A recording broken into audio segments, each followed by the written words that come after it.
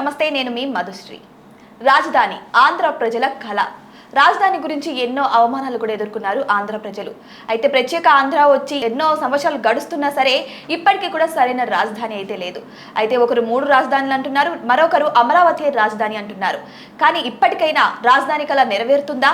అసలు అమరావతి రాజధాని అయితే నిజంగా ఆంధ్ర ప్రజలకు లాభమా నష్టమా? ఇలాంటి ఎన్నో విషయాలను తెలియజేసేందుకు ప్రస్తుతం మనతో పాటు ఉన్నారు ప్రముఖ పాలిటిక్ అనలిస్ట్ చింతా రాజశేఖర్ గారు. వారిని అడిగి మరిన్ని విషయాలను తెలుసుకుందాం. నమస్కారం సార్. అమరావతి రాజధాని అంటున్నారు. మొన్న చూస్తే ప్రధానమంత్రి నరేంద్ర మోడీ గారు వచ్చేసేసి చక్కగా శంకుస్థాపన చేసి వెళ్ళారు. కానీ ఇంతకు ముందు కూడా వచ్చి శంకుస్థాపన చేశారు, బట్ అది మధ్యలోనే ఆగిపోయింది. బట్ ఇప్పుడైనా ఫుల్ అవుతుంది. అసలు దీని కథ ఏంటి సార్? అంటే నరేంద్ర మోడీ ఎంతటి అవకాశవాది అంటే ఆయనకి మద్దతు ఇస్తే అమరావతి మంచి ప్రాజెక్టు, ఆయనకి మద్దతు ఇవ్వకపోతే అమరావతి అనేది అవినీతిమయమైన ప్రాజెక్ట్ అనేది ఆయన వైఖరి. ఆయన 2019 ఎన్నికల సందర్భంగా కర్నూలు వచ్చారు. 22 మార్చ్ 2019 2019 మార్చ్ 22వ తారీఖు నాడు కర్నూలు వచ్చారు. కర్నూలులో వచ్చి ఆయన ఏం మాట్లాడారో ఒకసారి మీకు వినిపిస్తాను. साथियों, आंध्र प्रदेश में आम चर्चा है कि यहां की सरकार की योजनाओं में घोटाले नहीं होते, बल्कि योजनाएं ही घोटाले के लिए बनाई जाती है। यहां नई राजधानी से लेकर अलग अलग परियोजनाओं में क्या क्या खेल हो रहे हैं, किसकी तिजोरियां भरी जा रही है, ये आंध्र प्रदेश की जनता भली भांति जानती है. ఆయన ఏమంటాడంటే సాధారణంగా ఏదైనా పథకం ఉంటే ఆ పథకంలో అవినీతి జరుగుతుంది, కానీ ఆంధ్రప్రదేశ్లో అవినీతి చేయడం కోసమే పథకాలు రచిస్తారు అని చెప్పారు. అంటే అవినీతి చేయడం కోసం కొత్త కొత్త పథకాలు తీసుకొస్తారు, ప్రజలకు ఏమి చేసేది ఉండదు అని. దాంట్లో ఆయన అమరావతి అని పేరు చెప్పకపోయినప్పటికీ రాజధాని కూడా అటువంటి స్కీమే అన్నారు. రాజధాని నీరు చెట్టు అని ఒకటి ఉండేది. అట్లాంటి కొన్ని స్కీమ్స్ అవినీతి చేయడం కోసమే తీసుకొచ్చారు. సో స్పష్టంగా చెప్పాడు ఆయన. ఈ రోజు నుంచి మళ్ళీ అమరావతి పునఃప్రారంభం చేస్తూ అమరావతి అద్భుతము, ఏదైనా చేయాలంటే చంద్రబాబు వాళ్ళే సాధ్యము అది అంటున్నారు. ఇక్కడ మనము అసలు మరి నరేంద్ర మోడీ గారు చెప్పే దాంట్లో ఏ మాట కరెక్ట్? అమరావతి అద్భుతమైన ప్రాజెక్టా, లేకపోతే కర్నూలులో చెప్పినట్టు అవినీతి చేయడం కోసమే అమరావతి రాజధానిగా తీసుకొచ్చారు? ఈ ల్యాండ్ పూలింగ్ పథకం అనేది అవినీతి చేసేందుకు తీసుకొచ్చారా అనేది మనం స్టడీ చేయాలి. ఇప్పుడు ఎక్కడైనా సరే మనకు భూమి కావాలంటే, ఆంధ్రప్రదేశ్ ఏర్పడింది, రాజధాని కావాలంటే మనకు భూమి కావాలంటే 2-3 రకాల ఒకటి ఉన్నాయి. ఫస్ట్ ఆఫ్ ఆల్, ప్రభుత్వం దగ్గర ఏమన్నా భూమి ఉంటే ఆ భూమిని వాళ్ళు అక్కడ రాజధాని కట్టవచ్చు. లేదా అటవీ ప్రాంతం ఉంటుంది, రిజర్వ్డ్ ఫారెస్ట్, అటవీ ప్రాంతాన్ని దాన్ని డినోటిఫై చేసి ప్రభుత్వానికి చెప్తే అక్కడ కూడా మీరు రాజధాని కట్టుకోవచ్చు. ఇక్కడ 2 లేకపోతే మీరు రైతుల దగ్గర నుంచి ఎవరైతే భూములు ఉన్నాయో వాళ్ళ దగ్గర నుంచి భూములు కొని అక్కడ దాంట్లో రాజధాని కట్టవచ్చు. ఇక్కడ రైతుల దగ్గర నుంచి భూమి తీసుకోవడానికి ఆల్రెడీ ఒక చట్టం ఉంది. 2013లో డాక్టర్ మన్మోహన్ సింగ్ గారి ప్రభుత్వంలో ఒక చట్టం వచ్చింది. ఆ చట్టం ప్రకారము మీకు గ్రామీణ ప్రాంతంలో అయితే రిజిస్టర్ ఆఫీస్లో నమోదైన కార్డు వాల్యూ, రిజిస్టర్ ఆఫీస్లో మనం స్టాంప్ డ్యూటీ కడతాం కదా, అక్కడ కార్డు వాల్యూని ఒకటి గవర్నమెంట్ దానికి ఇంత అని ఫీజు నిర్ధారిస్తారు, ఈ మార్కెట్ విలువ ఇంత అని. దానికి 4 రెట్లు రైతుకు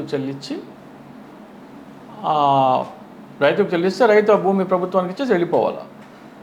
అదే పట్టణ ప్రాంతంలో అయితే ఈ కార్డు వాల్యూకి రెట్టింపు డబుల్ ఇవ్వాలి. డబుల్ ఇస్తే అతను భూమి ఇచ్చి వెళ్ళిపోవాలి. ఈ చట్టం చెప్తాం. ఇంకా మీరు ఇంకా నో చెప్పడానికి లేదు, ఇది చట్టం. ఈ అమరావతి ప్రాంతంలో 2014 రాజధాని ప్రకటనకు ముందు, లేదా మనకి ఎన్నికల కంటే ముందర, ఈ 29 గ్రామాల్లో ఎక్కడైతే అమరావతి రాజధాని కడుతున్నారో అక్కడ ఈ భూమి విలువ కార్డు వాల్యూ 2 లక్షల నుంచి 3 లక్షలు ఉంది. 2 లక్షల నుంచి 3 లక్షలు అంటే అక్కడ మీకు ఎంత అవుతుంది? అది 4 టైమ్స్ అంటే 2 లక్షలకి 4 టైమ్స్ అంటే 8 lakhs, 3 లక్షలకి 4 టైమ్స్ అంటే 12 lakhs. అంటే 8 to 12 lakhs మీరు రైతులకు చెల్లిస్తే రైతు భూమి ఇచ్చేసి వెళ్ళిపోవాలి. అంటే యావరేజ్ 10 lakhs. కానీ ఓపెన్ మార్కెట్లో వాల్యూ ఎంత ఉంటుంది అంటే మనకు రిజిస్టర్ ఆఫీస్లో విలువకి ఓపెన్ మార్కెట్ విలువకి డిఫరెన్స్ ఉంటుంది.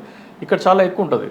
సో ఓపెన్ మార్కెట్లో విలువ కూడా 8 to 10 lakhs ఉంది, 12 lakhs ఉంది కొన్ని చోట్ల. సో అక్కడ కూడా యావరేజ్ 10 లక్షలే ఉంది.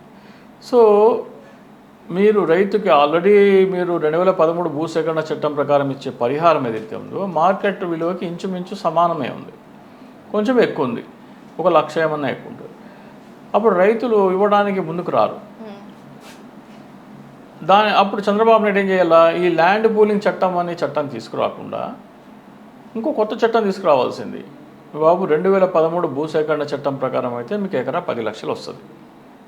ఆంధ్రప్రదేశ్ రాజధాని నిర్మాణ చట్టం అని నేను ఒకటి కొత్త చట్టం తీసుకొస్తాను, ఓన్లీ 1 time ఎగ్జంప్షన్ ఇది, కేవలం రాజధాని కోసం. కాబట్టి ఎవరైనా సరే ఇక్కడ భూములు ఇస్తే మార్కెట్ విలువకి రెట్టింపు. మరి ఇప్పుడు ప్రభుత్వం ఎలాగో రైతుల దగ్గర నుంచి స్థలం తీసుకుంది, ఒక 33 ఎకరాలు 35 ఎకరాల దాకా తీసుకున్నట్టు, 35,000 తీసుకున్నట్టు. మరి దానికి కరెక్ట్ పరిహారం ఇచ్చారా రైతులకి? అదే చెప్తాను. రైతులపై చంద్రబాబు నాయుడు ఏం చేసాడో చెప్తాను మీకు. వాళ్ళకి ఇవ్వాల్సిన భూమి విలువ కంటే మార్కెట్ విలువకి రెట్టింపు నేను ఇస్తానని చెప్తే అప్పుడు రైతుల ముందర చంద్రబాబు నాయుడు 2 ఆప్షన్స్ పెట్టాలి. బాబు, కేంద్ర ప్రభుత్వ చట్టము ప్రకారము మీకు ఎకరా 10 లక్షలు వస్తుంది, నేను మీకు ఎకరా 20 లక్షలు ఇస్తాను, మీరు భూమి ఇస్తారా ఇవ్వరా అని చంద్రబాబు నాయుడు చెప్పినట్టయితే 10 లక్షలు కేంద్ర ప్రభుత్వ చట్టము, ఈ రాజధాని కోసం ఓన్లీ 1 time తీసుకొచ్చిన చట్టము చంద్రబాబు నాయుడు గారు 20 లక్షలు ఇస్తున్నారు కాబట్టి 20 లక్షలకి భూమి ఇచ్చేసి వెళ్ళిపోతామని రైతులందరూ భూమి ఇచ్చేసి వెళ్ళిపోయారు. దాంట్లో ఎటువంటి డౌట్ లేదు. ఆ చట్టం తీసుకురాకుండా చంద్రబాబు నాయుడు ఏం చేశాడంటే కొత్త చట్టం తీసుకొచ్చాడు. దాన్నే ల్యాండ్ పూలింగ్ యాక్ట్ అంటారు. ఈ కొత్త చట్టమే ల్యాండ్ పూలింగ్ యాక్ట్. ఈ ల్యాండ్ పూలింగ్ యాక్ట్ ప్రకారము రైతు కనుక 1 ఎకరా భూమి ఇస్తే అతనికి 1000 గజాల రెసిడెన్షియల్, 250 గజాల కమర్షియల్ ప్లాట్ ఇస్తారు, 1250 గజాలు ఇస్తారు. 1250 గజాలు ఇస్తే ఎకరాకి వచ్చేసి అది 25% అవుతుంది. ఇది 25% ఏమో రైతులకు ఇస్తారు. అక్కడ రోడ్లు కావాలి, పార్కులు, దేవాలయాలు, గురుద్వారాలు, మసీదులు, చర్చిలు, అట్లాగే పాఠశాలలు, హాస్పిటల్స్, పేదలకు ఇళ్ల పట్టాలు, దానికోసం 50% కేటాయించారు. మిగిలింది 25%. 25% రైతులకు ఇస్తారు. ఇవన్నీ 50%, ఇది 25%. ఈ 25% గురించి చంద్రబాబు నాయుడు ఏమన్నాడో ఒకసారి మనము విందాం. అమరావతి పూర్తయి ఉంటే 2 లక్షల నుంచి 5 లక్షల కోట్ల రూపాయలు ప్రభుత్వానికి ఆస్తి మిగిలేది. ఆస్తి అంటే ఆదాయం వచ్చేది. చంద్రబాబు నాయుడు ఏమంటారంటే అమరావతి కనుక జగన్మోహన్ రెడ్డి రాజధానిగా కొనసాగించి ఉంటే ప్రభుత్వానికి 2 నుంచి 5 లక్షల కోట్ల రూపాయల ఆస్తి మిగిలేది అంటున్నారు. ప్రభుత్వానికి 2 నుంచి 5 లక్షల కోట్ల ఆస్తి మిగిలేది అంటే ఇక్కడ ప్రభుత్వానికి మిగిలే ఆస్తి ఎంత? 25%. ఈ 25% విలువ చంద్రబాబు నాయుడు 5 లక్షల కోట్లు అంటున్నాడు. మరి రైతులకు కూడా 25% ఉంది కదా, రైతులకు ఇచ్చే భూమి విలువ ఎంత? అది కూడా 5 లక్షల కోట్లు అవ్వాలి. ఇది చంద్రబాబు నాయుడు తీసుకొచ్చిన ల్యాండ్ పూలింగ్ చట్టం ప్రకారం రైతులకి దక్కే భూమి విలువ 5 లక్షల కోట్లు. చంద్రబాబు నాయుడు ఇది తీసుకురాకుండా మార్కెట్ రేట్కి నేను డబుల్ ఇస్తా అన్నాడు కదా, మార్కెట్ రేట్కి డబుల్ ఇస్తాన చట్టం తీసుకొచ్చినట్టయితే ఎకరా 20 లక్షల చొప్పున ఆయన సేకరించింది 34,600 ఎకరాలు. సో దానికోసం మనం లెక్కేసుకోవడానికి ఈజీగా ఉంటుందని 35,000 ఎకరాలు అనుకుందాం. 35,000 ఎకరాలు ఇంటూ 20 లక్షలు, 7,000 కోట్లు. 7,000 కోట్లు పెట్టి చంద్రబాబు నాయుడు భూమి మొత్తం కొన్నట్టయితే ఈ భూమి మొత్తం ప్రభుత్వ భూమి అయిపోయేది. రైతులకి ఏమి ఇవ్వాల్సిన అవసరం ఉండేది కాదు. సో రైతులకి వెళ్తున్న 5 లక్షల కోట్లు ప్రభుత్వానికి వచ్చేది, అంటే ప్రభుత్వ ఖజానాకు వచ్చేది, అంటే ప్రజలకు వచ్చేది. అంటే ప్రజలకి రావాల్సిన 5 లక్షల కోట్లు రైతులకు ఇస్తున్నాడు చంద్రబాబు నాయుడు. ప్రభుత్వం రావాల్సిన 5 లక్షల కోట్లు ఎవరికి ఇస్తున్నారు? భూములు ఇచ్చిన రైతులకు ఇస్తున్నారు. ఇక్కడ చాలామంది ఏమంటారంటే రైతులు భూమి ఇచ్చినారు కదా, వాళ్ళు లాభపడితే తప్పేంటి అంటారు. ఇక్కడ మనం నిర్మిస్తున్నది దీంట్లో మనం నిర్మిస్తున్నది అసెంబ్లీ, హైకోర్టు, సెక్రటేరియట్, ఇంకా ఇతర ప్రభుత్వ భవనాలు. ఈ భవనాలన్నీ ఎవరివి? గవర్నమెంట్ అంటే ప్రజలవి. ఈ భూమిలో ఈ భవనాలు నిర్మిస్తేనే ఈ భూమి విలువ పెరుగుతుంది, లేకపోతే పెరగదు, నార్మల్గానే ఉంటుంది. సో ఈ భూమి విలువ పెరగడానికి కారణం ఎవరు? ప్రభుత్వ భవనాలు అంటే ప్రజలు. సో ప్రజల వల్ల ఈ భూమి విలువ పెరుగుతున్నప్పుడు ఈ 5 లక్షల కోట్లు ప్రజలకి రావాలా, రైతులకు వెళ్ళాలా? ప్రజలకే రావాలి. మరి రైతులకు ఎందుకు ఇస్తున్నాడు? ఇక్కడ మెయిన్ క్వశ్చన్. ప్రజలకి రావాల్సిన 5 లక్షల కోట్లు రైతులకు ఎందుకు ఇస్తున్నారు? అమరావతి రాజధాని ప్రకటన రాకముందర చంద్రబాబు నాయుడు మొత్తం అంటే కేంద్ర ప్రభుత్వం ఆల్రెడీ ఒక కమిటీ నియమించింది, శివరామకృష్ణన్ కమిటీ అని. అది ఆంధ్రప్రదేశ్ మొత్తం పర్యటించి రాజధాని ఎలా ఉండాలి, ఎక్కడ ఉండాలి అని దానికోసం కొన్ని కీ పాయింట్స్ ఇచ్చినారు. Road connectivity, rail connectivity, airport అందుబాటు, అవసరమైతే సీపోర్ట్ అందుబాటు, తాగునీరు, ఇవి మళ్ళీ ఇండస్ట్రీస్ కోసము వాళ్ళ ఏవైతే కీలకమైన ఇన్ఫ్రాస్ట్రక్చర్ ఇవన్నీ ఉన్నాయా లేదా అని సర్వే చేసి చెప్పమని కేంద్ర ప్రభుత్వ కమిటీ చెప్పింది. చంద్రబాబు నాయుడు నారాయణకి ఏం చెప్పిందంటే ఇవన్నీ మనకు అవసరం లేదు, రైల్ కనెక్టివిటీ ఉందా వద్దు, రోడ్డు కనెక్టివిటీ ఉందా వద్దు, మనకి ఏమొద్దు, అందరికంటే తక్కువ రేట్ భూమి ఎక్కడ ఉంటే అది వెతకండి. ఇప్పుడు నారాయణ కమిటీ ఏం చెప్పిందంటే నూజువీడు కానీ లేకపోతే ఆగిరిపల్లి, నున్న, గన్నవరం మధ్యలో చాలా అటవీ ప్రాంతం భూమి ఉంది, అక్కడ గవర్నమెంట్ భూమి ఉంది. మామూలుగా ఎకరా 20 లక్షలు అట్లా ఉంది, 20 లక్షలు 30 లక్షలు అట్లా ఉంది. సో ఒకవేళ ఎకరా 30 లక్షలు ఉంటే ₹1 కోటి పెడితే మీరు ఎన్ని ఎకరాలు కొనవచ్చు? 3 ఎకరాలు కొనవచ్చు. ₹1 కోటి పెడితే 3 ఎకరాలు కొనవచ్చు. అమరావతిలో ఎకరం యావరేజ్న 10 లక్షలే ఉంది. ₹1 కోటి పెడితే ఎంత కొనవచ్చు? మీరు 10 ఎకరాలు కొనవచ్చు. అంటే తక్కువ డబ్బుతో ఎక్కువ భూమి కొనే ప్లేస్ ఏదయ్యా అంటే కేవలం అమరావతి. అంటే మనకి ముందే ఇక్కడ రాజధాని వస్తుందని తెలుసుకొని అక్కడ భూములు కొనాలంటే తక్కువ డబ్బుతో ఎక్కువ భూమి కొనేగలిగే ప్లేస్ ఏదైనా ఉందంటే అది ఈ అమరావతి 29 గ్రామాల్లోనే ఉంది. అప్పుడు ఏం చేశాడు చంద్రబాబు నాయుడు? అందుకనే అమరావతి ఎంచుకున్నాడు. అక్కడ రేట్ ఎందుకు తక్కువ ఉంది? ఇప్పుడు మిగతా చోట్ల అంతా రేట్ ఎక్కువ ఉంది, ఇక్కడ రేట్ ఎందుకు తక్కువ ఉంది? ఇదంతా నది ఆనుకొని ఉంటుంది. నదిని ఆనుకొని ఉంటే అదంతా వ్యవసాయ భూములు. వ్యవసాయ భూముల్లో అక్కడ పంట వేస్తే వరద వచ్చినప్పుడు కొట్టుకుపోతుంది. మరి ఇప్పుడు అమరావతి నిర్మించినా కూడా ప్రాబ్లమ్సే కదా నది ఒడ్డున. అవును, ప్రాబ్లమే. వరద వస్తే కొట్టుకుపోతుంది కాబట్టి రేట్ తక్కువ ఉంది అక్కడ. ఆ రేట్ తక్కువ ఉన్న రేటు వరద వస్తే నాకేంటి, వరద రాకపోతే నాకేంటి, అక్కడ తక్కువ రేటుతో భూములు కొనుక్కొని అక్కడ రాజధాని అని చెప్పేసేసి ఇదిగో అసెంబ్లీ, ఇదిగో హైకోర్టు, ఇదిగో సెక్రటరీ అని చెప్పేసేసి అది ప్లాట్లు చేసి అమ్మేసి డబ్బులు జేబులు వేసుకుని వెళ్ళిపోతా. అది మునిగితే నాకేంటి, మునగపోతే నాకేంటి, వచ్చినోడు కొన్నోడు వస్తాడు, నాకేంటి బాధ? అక్కడ రేటు తక్కువ ఉన్నదే వరదలు వస్తాయని. ఇప్పుడు ఒకవేళ రాజధాని నిర్మించినా కూడా ఒకవేళ భారీ నష్టం జరిగినా మళ్ళీ ప్రజల మీదే పడుతుంది కదా. పడుతుంది, నాకేంటి? నేను వచ్చాను, ఇగో బాబు అసెంబ్లీ, ఇదిగో హైకోర్టు, ఇదిగో సెక్రటేరియట్, ఇదిగో ఇక్కడ ఎకరం గజం 1,00,000, గజం 2 లక్షలు ఉంది, కొనుక్కో అంటాను, కొనుక్కుంటాను, నేను అమ్మేస్తాను, వెళ్ళిపోతాను. అక్కడ ఉన్నోడు వస్తాడు, నాకేంటి బాధ? నేను ఎకరా 10 లక్షలకి కొన్న భూమిని ఎకరా 15 కోట్లు, ఇప్పుడు చంద్రబాబు నాయుడు ఏం చెప్పినాడు? 5 లక్షల కోట్లు అంటున్నాడు. 35,000 ఎకరాలు 5 లక్షల కోట్లు అంటే ఎకరా 14.5 కోట్లు పడింది. నేను 10 లక్షలు పెట్టి అక్కడ ఒక ఎకరం కొని 14.5 కోట్లకు అమ్ముకొని వెళ్ళిపోతాను నేను. అంటే ప్రభుత్వ ఖజానాకి రావలసిన ఆదాయాన్ని అక్కడ రాజధాని వస్తుందని తెలియక ముందు కానీ తెలిసిన తర్వాత కానీ తక్కువ రేట్లకు అమ్మేసుకున్న రైతుల దగ్గర నుంచి కొన్నోళ్ళు బాగుపడతారు, అమ్మనోళ్ళు బాగుపడతారు. ఆ భూమి లాభం ఎవరికి రావాలా? ప్రజలకి రావాలి, ప్రభుత్వ ఖజానాకి రావాలి. ఇప్పుడు చంద్రబాబు నాయుడు ఎన్నికల కంటే ముందర ఒకటి చాలా హామీలు ఇచ్చినాడు. ఏమని? అంగన్వాడీలకు అది ఇస్తాను, వాలంటీర్లకి ఏమన్నాడు, మీకు జగన్మోహన్ రెడ్డి 5,000 ఇస్తున్నాడు, నేను 10,000 ఇస్తాను. అట్లనే మళ్ళీ ఫ్రీ బస్ అన్నాడు, మళ్ళీ ఆడబిడ్డ నిధి అన్నాడు, అలాగే తల్లికి వందనమేమో అందరి పిల్లలకి ఇస్తా అన్నాడు, నిరుద్యోగ భృతి అన్నాడు, బీసీలకి 50 ఏళ్ళకే ఏదో పెన్షన్ ఇస్తున్నాడు. ఇట్లా ఇవన్నీ చెప్పినాడు. చెప్తే గ్రూప్ 2 ఉద్యోగాలు, మళ్ళీ డిఎస్సి జాబ్ క్యాలెండర్ ఇవన్నీ చెప్పినాడు. ఇవన్నీ ఎందుకు ఇవ్వట్లేదు? ఖజానాలో డబ్బు లేదు అంటున్నాడు. ఖజానాలో డబ్బు లేదు. ఇక్కడ ఏమో ప్రభుత్వ ఖజానాకి రావాల్సిన 5 లక్షల కోట్లు రాకుండా వీళ్ళకి పంచుతున్నాడు. వీళ్ళకంటే రియల్ ఎస్టేట్ వ్యాపారులకు పంచుతున్నాడు.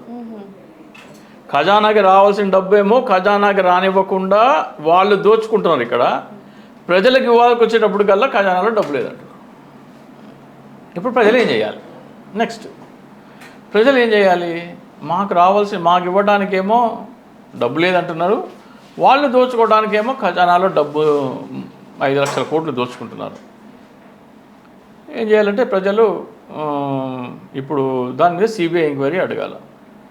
చంద్రబాబు నాయుడు తనే ప్రభుత్వంలో ముఖ్యమంత్రిగా ఉన్నాడు కాబట్టి దాని మీద సిఐడి విచారణ చేసుకోవాలంటే తన మీద తను విచారణ చేసుకోడు కదా.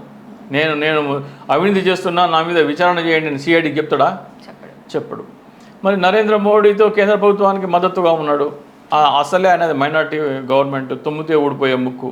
ఈయనకేమో 16 ఎంపీలు చంద్రబాబు నాయుడుకు ఉన్నారు, 2 ఎంపీలు పవన్ కళ్యాణ్కి ఉన్నారు. మరి అక్కడ ఆయన సిబిఐ ఎంక్వైరీ చేస్తా అంటే ఏం చేస్తారు? మేము సపోర్ట్ ఇవ్వమంటారు. కాబట్టి ఆయన సిబిఐ ఎంక్వైరీ అయ్యారు. మరి ప్రజలు ఏం చేయాలి? ప్రజలకు ఇవ్వడానికేమో డబ్బులు లేవు, ఆయన దోచుకోవడానికి మాత్రం ఖజానాలో డబ్బులు ఉన్నాయి. ప్రజలు ఏం చేయాలి? ప్రజలు ఏం చేయాలంటే సుప్రీంకోర్టు ప్రధాన న్యాయమూర్తి గారికి లెటర్ రాయాలి. గౌరవ సుప్రీంకోర్టు ప్రధాన న్యాయమూర్తి గారు నిన్ననే ప్రమాణ స్వీకారం చేశారు. జస్టిస్ బిఆర్ గవాయ్ గారు ఆయన ఒక కీలక స్టేట్మెంట్ ఇచ్చారు. నరేంద్ర మోడీ గారికి ఒక విధమైన సంకేతం అనవచ్చు, లేకపోతే వార్నింగ్ అనవచ్చు. నేను రిటైర్ అయిపోయిన తర్వాత నాకు ఎటువంటి పదవి వద్దు, నేను రాజకీయాల్లో కూడా నాకు ఆసక్తి లేదు అంటే నీకు ఇష్టమైన జడ్జిమెంట్ నేను ఇవ్వను, నువ్వు నన్నేమి లొంగ తీసుకోవాల్సిన అవసరం లేదని డైరెక్ట్గా ఇండైరెక్ట్గా చెప్పారు. సో ఈ సుప్రీంకోర్టు ప్రధాన న్యాయమూర్తి గారు ఇంకా 6 నెలలు ఉంటారు, నవంబర్ దాకా ఉంటారు. మనకి గతంలో జగన్మోహన్ రెడ్డి గారి మీద అవినీతి చేశారని చెప్పేసి పి శంకర్రావు అనే ఒక ఎమ్మెల్యే హైకోర్టు ప్రధాన న్యాయమూర్తి గారికి లెటర్ రాశారు. లెటర్ రాస్తే ఆయన సిబిఐ ఎంక్వైరీకి ఆదేశించారు. ఆయన కేవలం కేసు వేయలేదు, పబ్లిక్ ఇంట్రెస్ట్ లిటిగేషన్ వేయలేదు, కేవలం ఒక లెటర్ రాస్తే దాని మీద దాన్ని సుమోటోగా తీసుకుని అప్పటి గౌరవ సుప్రీంకోర్టు ప్రధాన న్యాయమూర్తి జగన్మోహన్ రెడ్డి గారి ఆదాయం మీద విచారణ చేయండి సిబిఐ కేసు వేశారు.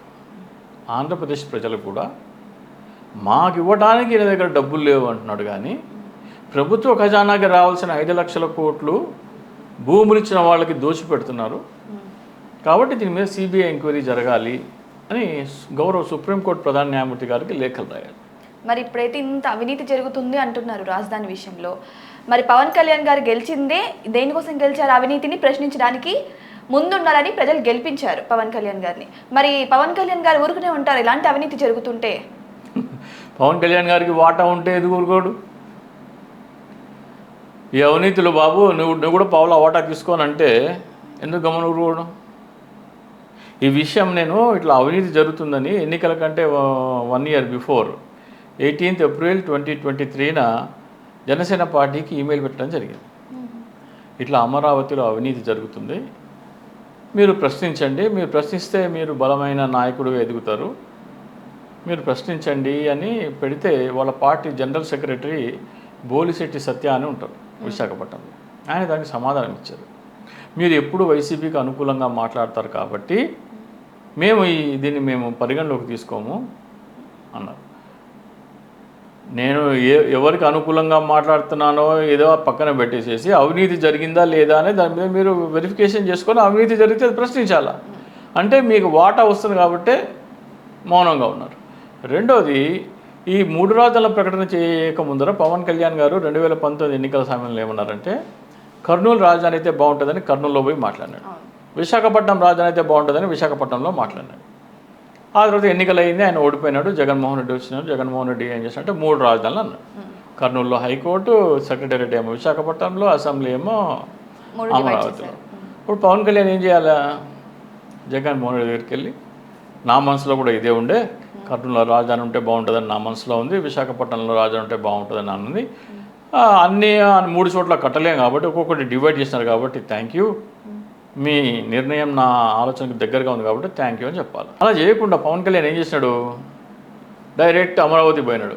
అక్కడ పోలీసులు అన్ని కంచెలు పెడితే కంచెలు దూకినాడు, పోలీసుల మీద చిందులు వేసినాడు.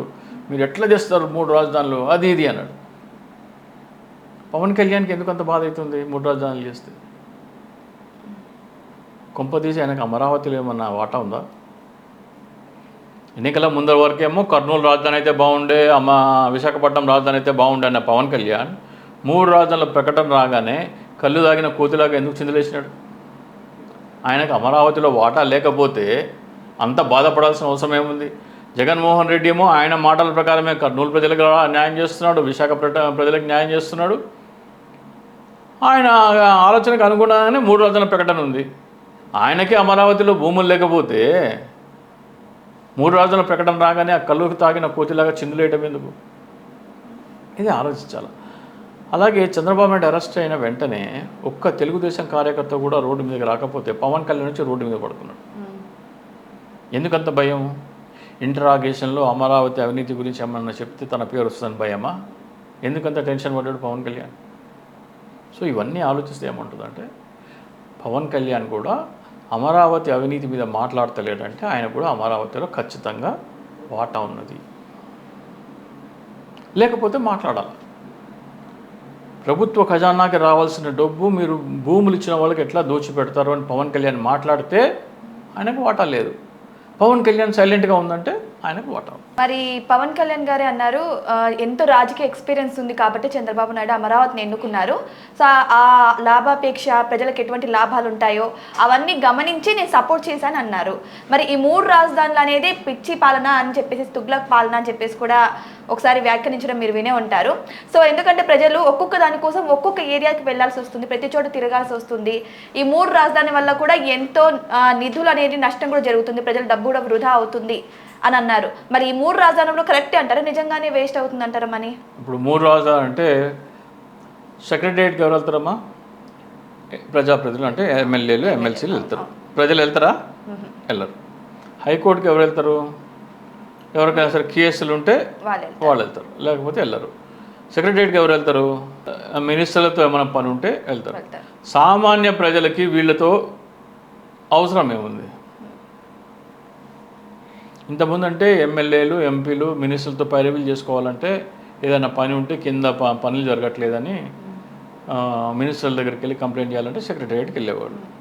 ఇప్పుడు అంతా మీకు ఆన్లైన్ గ్రీవెన్సెస్ వచ్చేసినాయి, కంప్లైంట్స్ అన్నీ ఆన్లైన్ వచ్చేసినాయి. మీకు ప్రజావాణి వచ్చింది. ప్రజావాణి కాకుండా మీకు ఎంఆర్ఓ స్థాయిలో కూడా గ్రీవెన్స్ రిడ్రెసల్ ఉంది.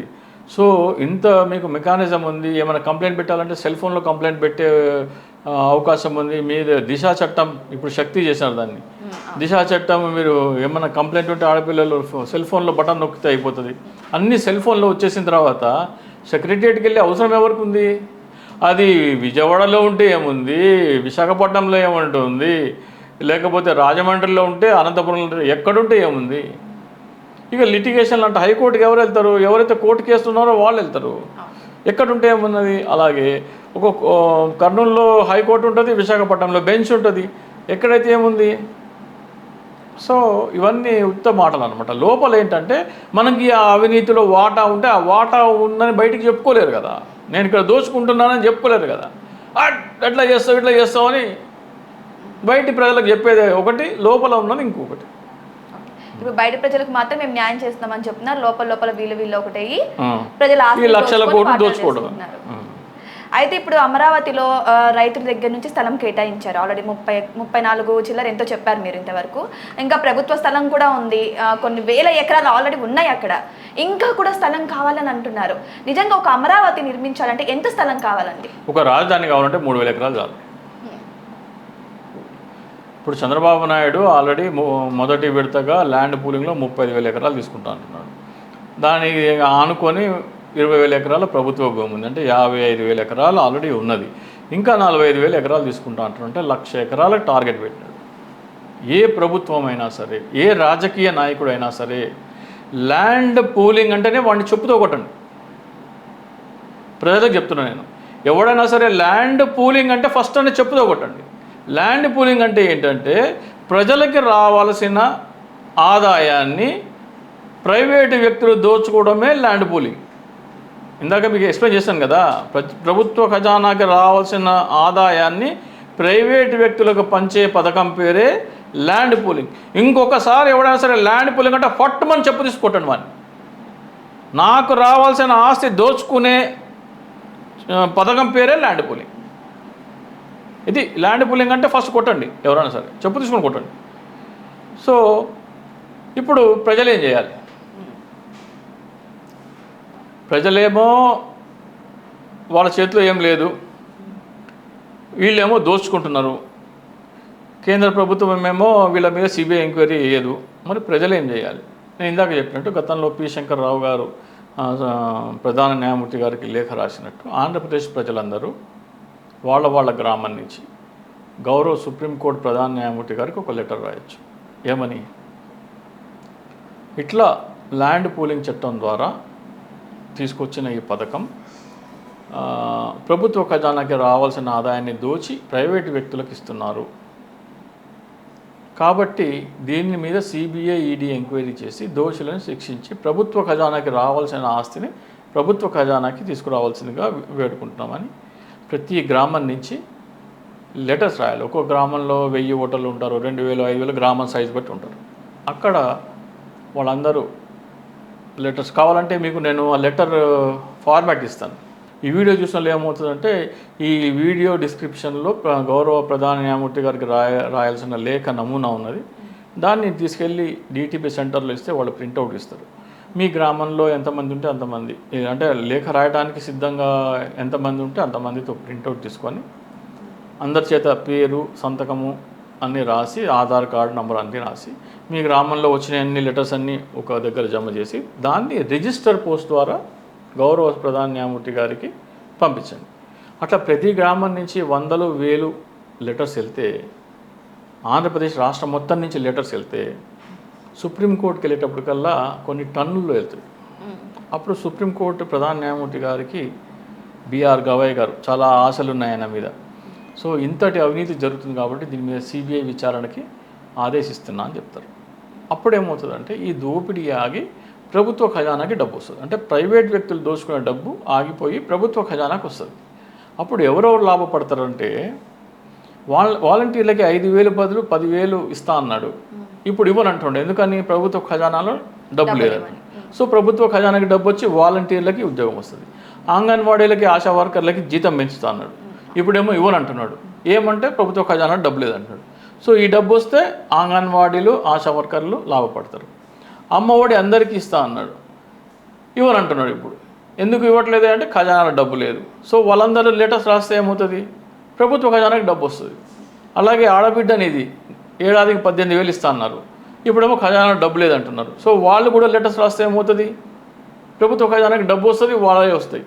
కరెంటు బిల్లులు పెంచుతున్నారు, ఎందుకు పెంచుతున్నారు? ఖజానాలో డబ్బు లేదు. మీరు కూడా లెటర్స్ రాయండి, లెటర్స్ రాస్తే ఏమవుతుంది? ఖజానాకి డబ్బు వస్తుంది. అట్లాగే ఆంధ్రప్రదేశ్లో పెట్రోల్ డీజిల్ రేట్ ఎక్కువ, కర్ణాటక కంటే 7-8 రూపాయలు ఆంధ్రప్రదేశ్లో పెట్రోల్ డీజిల్ రేట్ ఎక్కువ. ఎందుకు ఎక్కువ? ఖజానాలో డబ్బు లేదు. ఖజానా పెట్రోల్ డీజిల్ రేట్ తగ్గాలంటే ఏం చేయాలి? సుప్రీంకోర్టు ప్రధాన న్యాయమూర్తికి లెటర్స్ రాయాలి. సో ఇట్లా ప్రభుత్వ ఖజానాలో డబ్బు లేనందుకు నష్టపోయిన వాళ్ళందరూ, అంటే వాళ్ళు ఎవరంటే వాలంటీర్స్ కానీ, అంగన్వాడీలు కానీ, ఆశా వర్కర్లు కానీ, ఫీజు రియంబర్స్మెంట్ అందని విద్యార్థులు కానీ, అమ్మ ఒడి అందని తల్లులు కానీ, ఆడబిడ్డ నిధి అందని మహిళలు కానీ, ఫ్రీ బస్ అందని మహిళలు కానీ, రైతు భరోసా అందని రైతులు కానీ, మిర్చి రైతులు, ఆక్వా రైతులు, కరెంటు బిల్లు పెరిగినందుకు బాధపడేవాళ్ళు, పెట్రోల్ రేట్ ఎక్కువ బాధపడేవాళ్ళు, వీళ్ళందరూ గౌరవ సుప్రీంకోర్టు ప్రధాన న్యాయమూర్తి గారికి అమరావతి అవినీతి మీద సిబిఐ ఈడీ విచారణ చేయించమని లెటర్స్ రాస్తే లక్షలు కోట్లలో. ఆ లెటర్స్ ఏం రాయాలా, ఎవరికి రాయాలా, అడ్రస్ ఏంటి అని అనుమానం ఉంటే కనుక మన వీడియో డిస్క్రిప్షన్లో నేను ఇంక అది పెడతాను. అది చూసుకొని డిటిపి సెంటర్ దగ్గరికి వెళ్ళి ప్రింట్ తీసుకొని లెటర్స్ రాసి ఒక్కొక్క గ్రామం నుంచి వేలాదిగా లెటర్స్ రావడం మొదలు పెడితే అది గౌరవ సుప్రీంకోర్టు ప్రధాన న్యాయమూర్తి గారికి వెళ్తుంది. గౌరవ సుప్రీంకోర్టు ప్రధాన న్యాయమూర్తి గారు ఆల్రెడీ కేంద్ర ప్రభుత్వానికి వార్నింగ్ ఇచ్చారు. నా మీద ఎటువంటి ఒత్తిడి తీసుకొచ్చినా, ఎటువంటి ప్రలోభాలు చూపించినా నేను లొంగే మనిషిని కాదని ఇండైరెక్ట్గా సంకేతం ఇచ్చారు. సో ఆయన న్యాయం చేస్తారు. కాబట్టి ఆయన దృష్టికి తక్షణం రాయటం మొదలు పెడితే ఉపయోగం ఉంటుంది. ఇప్పుడు కాలేజీ పిల్లలందరూ సెలవులో ఉన్నారు, 10th, ఇంటర్, డిగ్రీ, వీళ్ళందరూ పిల్లల చేత ప్రింట్అవుట్లు తీయించి చదువు రాని వాళ్ళ దగ్గరికి వెళ్ళి, అమ్మ మరి ఇట్లా మన కరెంటు బిల్లులు పెరుగుతున్నాయి, డీజిల్ రేటు, పెట్రోల్ డీజిల్ రేట్లు ఎక్కువ ఉన్నాయి, ఆడబిడ్డ నిధి రావట్లేదు, అమ్మ ఒడి రావట్లేదు, రైతు భరోసా రావట్లేదు, ఇవన్నీ రావాలంటే ఖజానాలో డబ్బు రావాలి, ఖజానాకు రావాల్సిన డబ్బులు వేరే వాళ్ళు దోచుకెళ్ళిపోతున్నారు, మరి సుప్రీంకోర్టు ప్రధాన న్యాయమూర్తి గారికి మనం లెటర్స్ రాద్దామా అంటే ఎవరైతే అంగీకరిస్తారో వాళ్ళందరి చేత లెటర్స్ రాసి వాళ్ళ వేలిముద్రలు, చదువు రాని వాళ్ళైతే వేలిముద్రలు, చదువు వచ్చిన వాళ్ళ చేత సంతకాలు తీసుకొని ఆ గ్రామంలో వచ్చిన లెటర్స్ అన్నీ కలిపి ఒకే కవర్లో రిజిస్టర్ పోస్ట్ గౌరవ సుప్రీంకోర్టు ప్రధాన న్యాయమూర్తి గారికి పంపిస్తే అట్లా ప్రతి గ్రామం నుంచి వేలలో లెటర్స్ వెళ్తే ఖచ్చితంగా ఇమీడియట్గా సిబిఐ ఎంక్వైరీ జరుగుతుంది. సిబిఐ ఎంక్వైరీ జరిగితే అమరావతిలో దోచుకుంటున్న డబ్బు కాస్త బయటపడి అది ప్రభుత్వ ఖజానాకు వస్తుంది. అప్పుడంటే మన అప్పుల భారం తగ్గుతుంది. మన 7 లక్షల కోట్లు 8 లక్షల కోట్లు అప్పు ఏదో ఉందంటున్నారు కదా, దాంట్లో చంద్రబాబు నాయుడు చెప్పిన లెక్క ప్రకారం 5 లక్షల కోట్లు వస్తే 5 లక్షల కోట్లు అప్పే తిరిగిపోతే వడ్డీలు భారం తగ్గుతుంది. సో మన కరెంట్ రేట్లు, డీజిల్ ఛార్జీలు, పెట్రోల్ ఛార్జీలు అన్నీ తగ్గి అన్ని పథకాలు అమల్లోకి వస్తాయి. సో ప్రజలు కనుక ఈ అవినీతిని ఆపి వాళ్ళకు అందాల్సిన పథకాలు తీసుకోవాలనుకుంటే లెటర్స్ రాయాలి, సుప్రీంకోర్టు ప్రధాన న్యాయమూర్తి గారికి వినతి పత్రాలు రాయాలి. ఇప్పుడు చంద్రబాబు నాయుడు గారు ఎక్కువగా ప్రజలకి ఇచ్చిన పథకాలు నెరవేర్చడానికి వాడుతున్న ఒక్క మాట నిధులు లేవు అని. దానికి కారణం ఏంటనేది కూడా ఆయన చెప్పుకుంటూ వచ్చారు. ఎందుకంటే జగన్మోహన్ రెడ్డి గారి హయాంలో ఆయన దోచుకున్నారు. సో అందువల్లనే ఇప్పుడు ప్రజలకి పెట్టడానికి నిధులు లేవు. భారతదేశంలోనే నెంబర్ 1 ధనవంతుడు అయిన సీఎం ఎవరు అంటే జగన్మోహన్ రెడ్డి గారు అని చెప్పేసి కూడా ఆయన వ్యాఖ్యానించడం జరిగింది. సో ఆయన దోచుకోవడం వల్ల ఆయన ధనవంతుడయ్యాడు, ప్రజలు నిరుపేదలయ్యారు అని చెప్పేసి ఆయన వ్యాఖ్యానించారు. ఇక్కడ చూసుకుంటే జగన్మోహన్ రెడ్డి గారి హయాంలో కనీసం రాజధానికి శంకుస్థాపన కూడా చేయలేకపోయారు. బట్ నేను శంకుస్థాపన చేశాను, రాజధాని డెవలప్ చేస్తాను, ప్లస్ అంతేకాకుండా పోలవరం ప్రాజెక్టును కూడా 2027 సరికి 75 నుంచి 80% వరకు నేను కంప్లీట్ చేసి చూపిస్తాను అని చెప్పారు. మరి దీని గురించి మీరేమంటారు? ఇప్పుడు ఇందాక ఆయన రాజధాని ఎందుకోసం కడతా అన్నాడో, ఎవరు లాభపడుతున్నారో మనం చూసాం. ప్రజలు కాదు లాభపడేది, ప్రభుత్వం కాదు లాభపడేది. అక్కడ భూములు ఇచ్చిన వాళ్ళ దగ్గర భూములు ఎవరెవరు కొన్నారు? తెలుగుదేశం అనుకున్న వాళ్ళు కొన్నారా? చంద్రబాబు నాయుడు సంబంధం ఉన్న వాళ్ళు కొన్నారా? ఎవరు కొన్నారు అని మొత్తం ఎంక్వైరీ, సిబిఐ ఎంక్వైరీ అయితే బయటపడుతుంది. అది ప్రజల కోసం చేస్తున్నాడా, తన కోసం చేస్తున్నాడా, తన పార్టీ వాళ్ళ కోసం చేస్తున్నాడా, తన కులం వాళ్ళ కోసం చేస్తున్నాడా అనేది బయటపడుతుంది. సిబిఐ ఎంక్వైరీ అయితే కదా బయటపడేది. ఆ రాజధాని ఎవరి కోసం చేస్తున్నాడో బయటపడాలి. అప్పుడు జగన్మోహన్ రెడ్డి ఆస్తి ఎంత, చంద్రబాబు నాయుడు ఆస్తి ఎంత మనం చెప్తే ఎవరు ధనవంతులో తెలిసిపోతుంది. జగన్మోహన్ రెడ్డి, పవన్కి ఎవరు ధనవంతులైన, ఈ రోజున ధనవంతులైన ముఖ్యమంత్రుల్లో చంద్రబాబు నాయుడు నెంబర్ 1 స్థానంలో ఉన్నాడు. సో ఇప్పుడైతే ప్రస్తుతానికి రాజధాని అయితే ఎప్పుడు కంప్లీట్ అయ్యిద్ది అంటారు? నిజంగా మళ్ళీ ఇది మధ్యలో ఆగిపోయిద్దా, లేకపోతే మళ్ళీ జగన్మోహన్ రెడ్డి గారు వచ్చాక మళ్ళీ 3 రాజధానులు అంటారా? ఇప్పుడు జగన్మోహన్ రెడ్డి గారి సిద్ధాంతం 3 రాజధానులు, చంద్రబాబు నాయుడు గారి సిద్ధాంతం అమరావతి రాజధాని. ఎవరి సిద్ధాంతం ఎవరు అమలు చేసినా కానీ అంతిమంగా ప్రజలు లాభపడాలి. అవినీతి జరగకుండా ప్రజలకు లాభం వచ్చే రాజధాని కరెక్ట్ రాజధాని. ఇక్కడ అది ఏది అంటే అది ప్రజలు ఆలోచించుకోవాలి.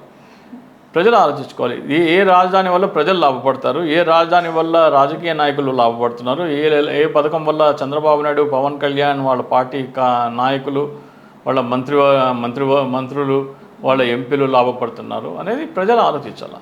ప్రజలు ఆలోచించుకొని ముందుగా అమరావతిలో అయితే అవినీతి ఉంది కాబట్టి అవినీతిని ఆపడం ప్రజల బాధ్యత. చాలామంది ప్రజాస్వామ్య అంటే ఏమని చెప్తారంటే ప్రజల చేత, ప్రజల కోసం, ప్రజల ద్వారా ఎన్నుకోబడిన ప్రభుత్వం అని చెప్తారు. అది కాదు. అది ప్రజాస్వామ్యంలో ప్రజాప్రతినిధులను ఎలా ఎన్నుకుంటారు, ప్రభుత్వాన్ని ఎన్నుకుంటారు అని చెప్పేది ఆ ప్రక్రియ. ప్రజాస్వామ్యం అంటే అర్థం ఏంటంటే ప్రజలే స్వాములుగా ఉన్న దేశము, అంటే ప్రజలే యజమానులుగా ఉన్న దేశము. భారతదేశము ఏ రాజకీయ నాయకులతో కాదు, ప్రజలు దానికి యజమానులు. కాబట్టి నీ ఆస్తి దోచుకుంటున్నారు కాబట్టి నీ బాధ్యత. సుప్రీంకోర్టు ప్రధాన న్యాయమూర్తి గారికి లేఖ రాయకుండా కరెంటు ఛార్జీలు పెరిగినాయి, నాకు అమ్మఒడి అందట్లేదు, నాకు ఆడబిడ్డ అనేది రావట్లేదు, నాకు ఫ్రీ బస్ రావట్లేదు, నాకు ఉద్యోగాల నోటిఫికేషన్ రావట్లేదు, నాకు ఫీజు రీఎంబర్స్మెంట్ రావట్లేదు, నా రైతు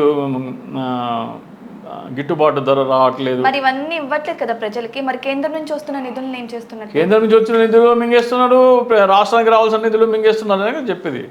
సో ప్రజలందరూ అప్రమత్తంగా ఉంటే తప్ప 5 సంవత్సరాలు ఓసారి ఎన్నికలు వస్తాయి అంటే 5 సంవత్సరాలు నువ్వు దోచుకోవచ్చు అని లైసెన్స్ రాసి చేసినట్టు అయిపోయింది. ఇప్పుడు అట్లా కాదురా బాబు, నువ్వు దోచుకోవడానికి వీల్లేదు, మాకు రావాల్సింది మా ఖజానాకు అప్పచెప్పు అని ప్రజలలో చైతన్యం వచ్చిన రోజు మాత్రమే ఇది ఆగుతుంది. కాబట్టి ఈ వీడియో చూసే ప్రజలందరికీ నేను ఏం చెప్తున్నానంటే ఈ వీడియో తీసుకెళ్ళి DTP సెంటర్కి వెళ్తే ఈ వీడియో డిస్క్రిప్షన్లో గౌరవ సుప్రీంకోర్టు ప్రధాన న్యాయమూర్తికి రాయాల్సిన లేఖ నమూనా ఉంటుంది. దాని ప్రింటౌట్లు తీసుకొని మీ గ్రామంలో ప్రజల చేత సంతకాలు పెట్టించి రిజిస్టర్ పోస్టులు చేయడం మొదలుపెట్టండి. ఎండాకాలం సెలవులు, విద్యార్థులందరూ ఖాళీగా ఉన్నారు. ఈ పని చేస్తే డెఫినెట్గా మీ భవిష్యత్తు బాగుపడుతుంది. డెఫినెట్లీ అండి, ప్రజలు కూడా చూస్తూనే ఉంటారు సరైన రాజధాని ఏంటి అనేది. సో న్యాయం కోసం ప్రజలు ఏం చేయాలో కూడా ప్రతి ఒక్కరు క్షుణ్ణంగా విన్నారు. థ్యాంక్ యూ సో మచ్ అండి. చూసారు కదా, సరైన రాజధాని కావాలన్నా, మీకు న్యాయం జరగాలన్నా డెఫినెట్లీ సుప్రీంకోర్టుకి లెటర్ రాయమని అయితే రాజశేఖర్ గారు చెప్తున్నారు. బట్ మీకేమనిపిస్తుందో ఒకసారి మీరు కూడా కామెంట్ బాక్స్లో కామెంట్ చేయండి. ఇటువంటి మరిన్ని అప్డేట్స్ కోసం మా ఛానల్ని సబ్స్క్రైబ్ చేసుకోండి. Thank you so much.